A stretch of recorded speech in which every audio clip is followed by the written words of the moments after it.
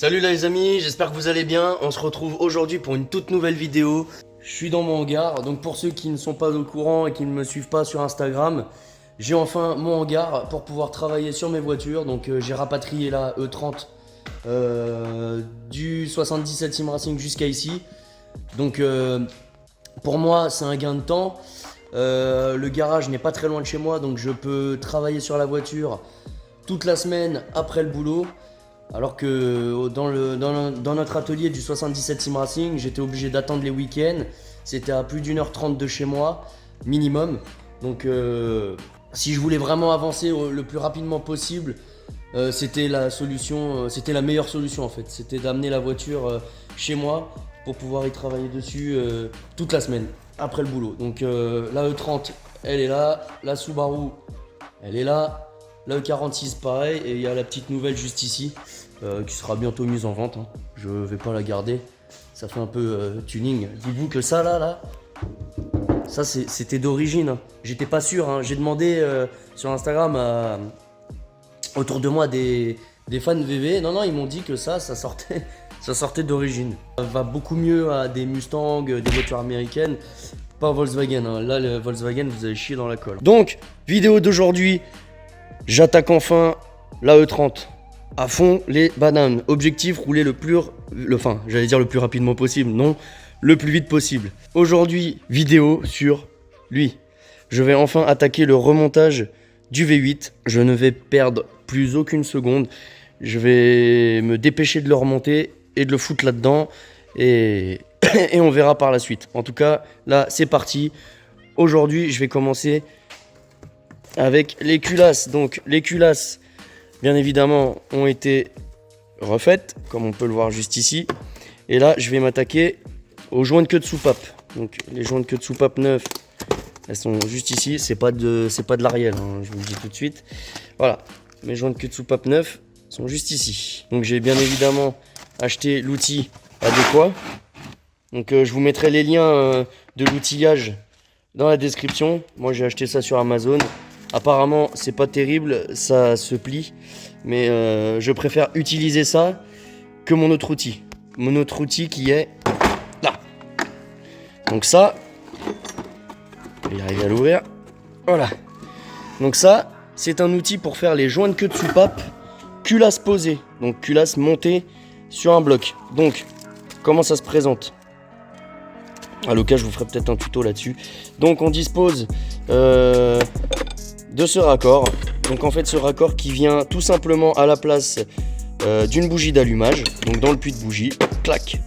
On y met dedans de l'air comprimé, ce qui va faire en sorte de pousser les soupapes vers le haut.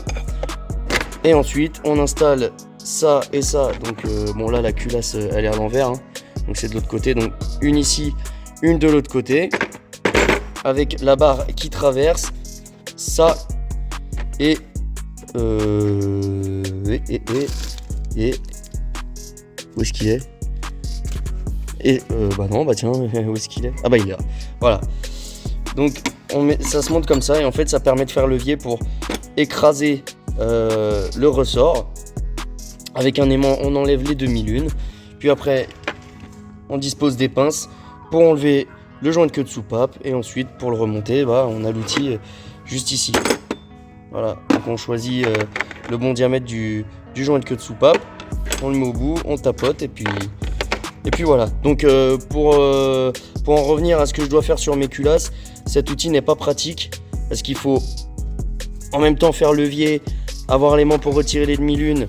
Et en plus, comme vous pouvez le voir sur les culasses, les soupapes elles sont pas à même la culasse, donc forcément quand j'appuie, la soupape sort légèrement, donc ce qui fait que je ne peux pas compresser le ressort au maximum. Donc c'est pour ça que j'ai acheté l'autre outil. Bon du coup niveau organisation, j'ai repéré mes soupapes, bon elles ont été retravaillées aussi, donc échappement 1 gauche, échappement 1 droite. Donc j'ai numéroté 1, 2, 3, 4, voilà. Comme ça je ne me perds pas, donc je vais commencer à les enlever et je vais commencer à les changer une par une. Au lieu de mettre ma culasse à l'horizontale et que je fais tout tomber, je vais tout enlever, comme ça il y a zéro risque.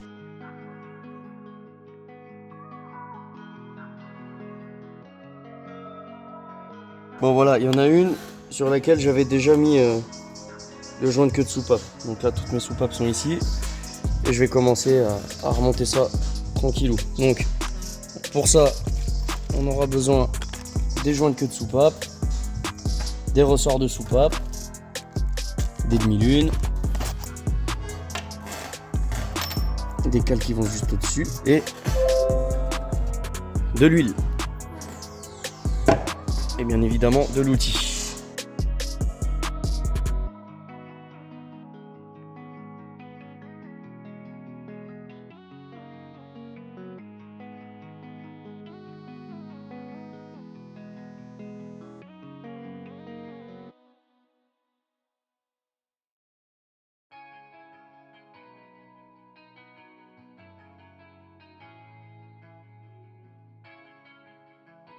En fait, le truc chiant avec les demi-lunes, c'est que quand t'as pas le coup de main, c'est une galère.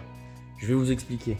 En fait, souvent, il y en a avec ce super abouti qui vont en fait aller jusqu'en bas. Donc ils vont serrer la molette jusqu'en bas. En fait, ce qui fait que vous êtes là. Lui, il va venir jusqu'en bas et en fait, souvent, les gens arrivés à ce niveau-là, donc très bas, vont essayer de placer leur demi-lune, remonter petit à petit pour essayer que les demi-lunes se ferment. Après avoir fait quelques culasses et avoir bien galéré aussi, moi ce que je vous conseille, et ça va très vite, franchement maintenant avec cette technique là, je pose des demi-lunes en 30 secondes. C'est de venir jusqu'à ce niveau-là, jusqu'à ce que vous voyez en fait les petites tranchées qui viennent justement épouser la demi-lune. Donc en fait la demi-lune, elle se pose tout simplement comme ça, dedans.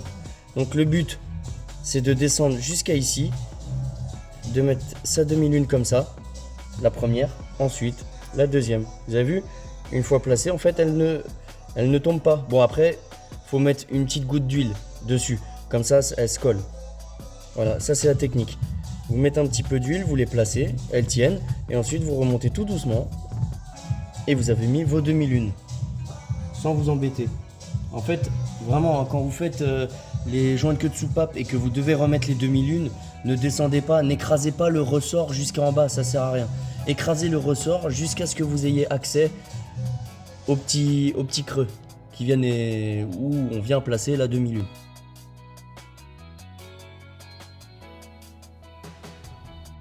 Salut les amis, bon on est le lendemain matin, donc la E30, j'ai mis le moteur ici et hier soir j'ai fini une culasse. Donc là, tous les joints de queue de soupape sont neufs et là je vais m'attaquer à la seconde. Mine de rien, on s'en rend pas compte, mais changer les joints de queue de soupape, ça prend quand même un peu de temps. Donc on perd pas de temps, je m'y attaque tout de suite, c'est parti.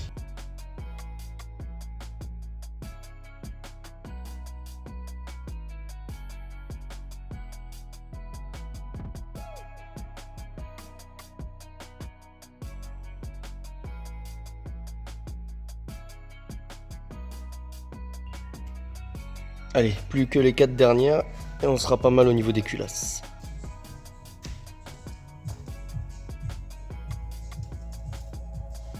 Ok, pour ce qui est des joints de queue de soupape, c'est ok. Donc maintenant je vais m'attaquer au remontage des têtes de piston, bielle, segment. Et après on va pouvoir reposer les culasses, ça va être sympa. Ça va faire plaisir de voir le moteur se remonter. Bon là du coup, prochaine mission, retirer toutes les tiges filetées du côté échappement. Donc ici vient le collecteur d'échappement. Toutes les enlever et tout nettoyer propre. Bon bien évidemment je vais protéger l'intérieur, hein. J'en profite aussi que les soupapes soient fermées. Donc je vais boucher derrière, je nettoie, petit coup d'aspi, soufflette et on sera pas mal. Parce que là ça va faire des fuites d'échappement, ça va pas être beau. Donc pour ceux qui ne savent pas, la technique la plus connue, on prend 2 écrous, clac, un second.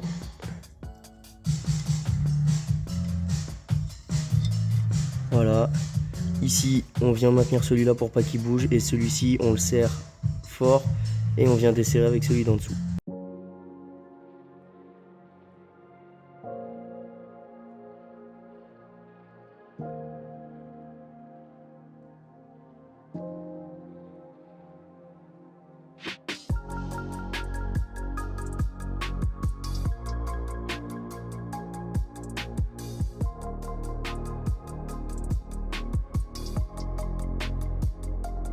Et voilà, bonne chose de faite sur déjà une culasse.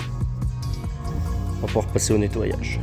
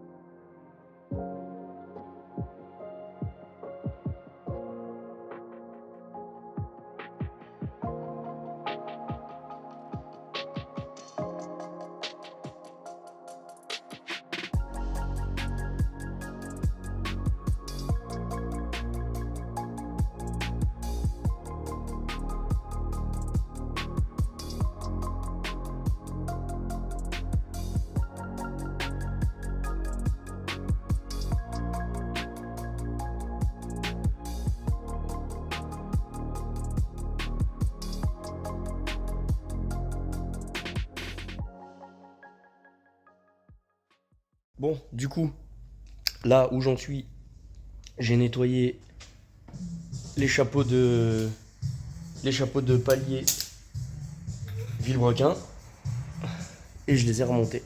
Voilà, donc bien évidemment, j'ai également reposé le Villebrequin. Donc tout va bien. Serrage au couple. Et là, je suis actuellement en train de faire le jeu à la coupe. Donc très important, quand vous remontez un moteur, il faut toujours contrôler le jeu à la coupe des segments. Je vous apprends rien pour certains, vous allez me dire oh bah oui c'est logique. Pour certains ça ne l'est pas, donc très important, jeu à la coupe avec un jeu de cale.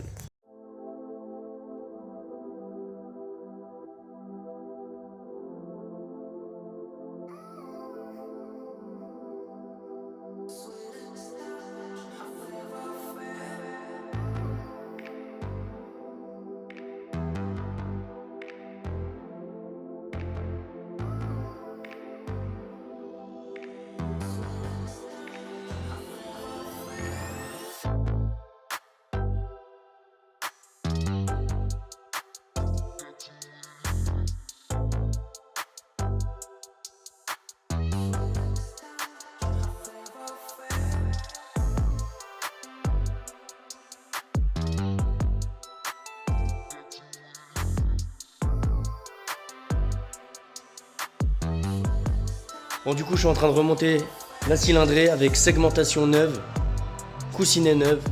Donc là j'ai déjà mis 2 pistons. Je vais vous passer tout ça. Je vais me dépêcher de monter tout le reste de la cylindrée. Et comme ça après on va pouvoir s'attaquer à la pose des culasses. J'ai vraiment hâte de remettre les culasses dessus. Ça va me montrer que j'avance quoi.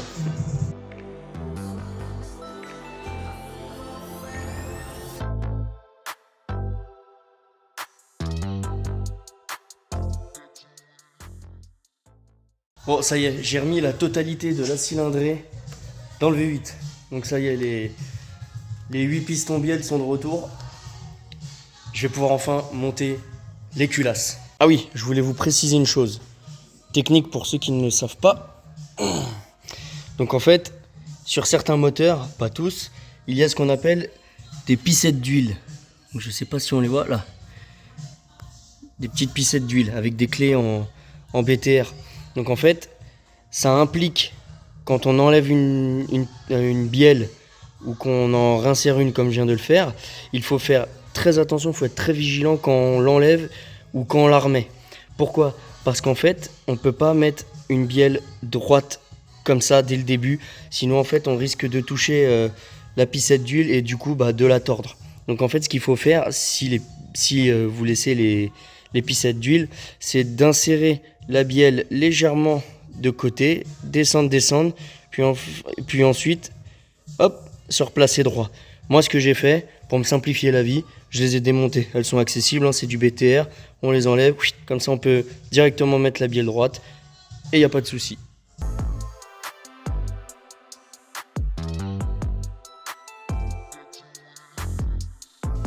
Bon, pour ceux qui n'ont jamais monté de joint de culasse de leur vie, pas d'inquiétude, souvent c'est écrit top dessus, donc ce côté là.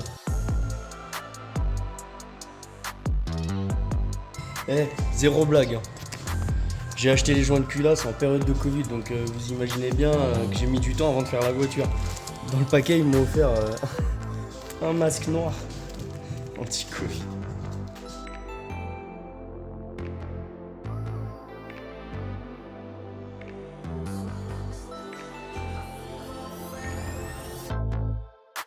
Faire très attention au pion central. Parfait. Ah, ça fait trop plaisir.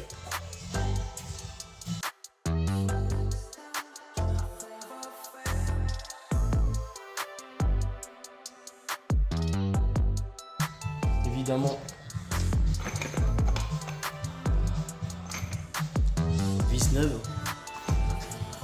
à moins que vous aimiez bien recommencer. Bon, petite technique, nouvelle visserie, on met un peu d'huile ou de la graisse, c'est comme bon vous semble. Moi j'en mets début du filetage, puisque de toute manière quand on va visser, ça va s'étaler. Secondo, de l'huile sur la tête ici, voilà, pas trop, un petit peu. On a notre rondelle qui vient avec ça. Hop là, pareil, de l'huile ici, sur le dessus. Donc alors pourquoi je fais ça, je vais vous expliquer ça tout de suite. En fait, c'est pour avoir un meilleur serrage et que ça soit pas faussé. Donc en fait, on est d'accord, si on met pas d'huile, ça va faire ça, ça va faire ferraille, ça va forcer. Contrairement à ce que si on met de l'huile, ça va glisser plus facilement et il y aura un meilleur serrage. Voilà. Et puis vous êtes d'accord ou pas d'accord, je m'en fous.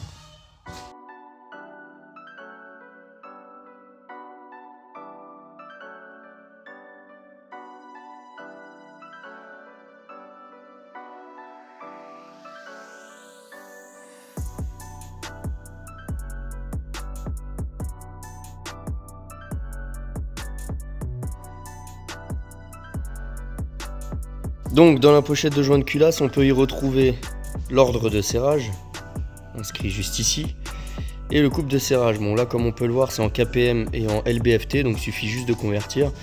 La première phase, ça fait 30 Nm, puis après c'est que du angulaire. Allez, c'est parti.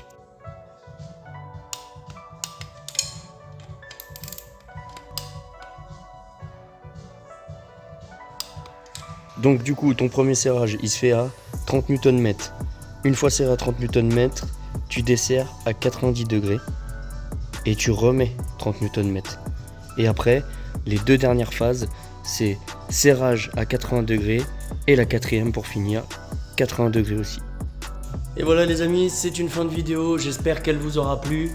Si vous avez aimé la vidéo, bien évidemment, n'hésitez pas à liker et partager.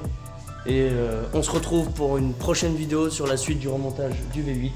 Je suis très content de voir que les culasses soient posées. Ça me donne un sentiment que ça y est, ça commence à aller de l'avant. J'ai vraiment hâte de finir le moteur, de le monter dans la bagnole et puis bien évidemment de rouler avec cette E30. Ça va être juste fou. Ça va être juste fou. En tout cas, prenez soin de vous. On se retrouve très vite. Ciao, ciao.